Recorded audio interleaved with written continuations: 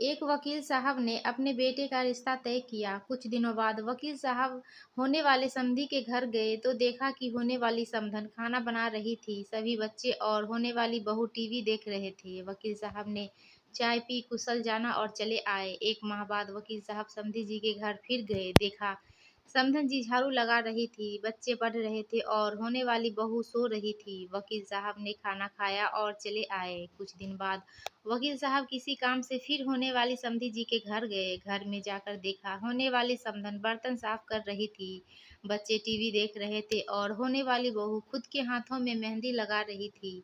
वकील साहब ने घर आकर गहन सोच विचार कर लड़की वालों के यहाँ खबर पहुंचाई कि हमें यह रिश्ता मंजूर नहीं है। कारण पूछने पर वकील साहब ने कहा कि मैंने होने वाले समधी के घर 3 बार गया, तीनों बार सिर्फ समधन जी ही घर के काम काज में व्यस्त दिखी। एक भी बार भी मुझे होने वाली बहू घर के काम काज करते हुए नहीं दिखी। जो बेटी अपनी सगी माँ को हर समय काम में व्यस्त पाकर भी उनकी मदद करने का न सोचे, उम्र दराज माँ से कम उम्र की जवान होकर भी स्वयं की माँ का हाथ बटाने का जज्बा न रखे, वह किसी और की माँ और किसी अपरिचित परिवार के बारे में क्या सोचेगी। मुझे अपने बेटे के लिए बहू की आवश्यकता है, किसी गुलदस्ते की नहीं जो किसी फ्लावर पॉट में सजाया जाए। इसलिए सभी माता पिता को चाहिए कि वे इन छोटी छोटी बातों पर अवश्य ध्यान दें। बेटी कितनी भी प्यारी क्यों न हो, उसे घर का काम काज जरूर करवाना चाहिए।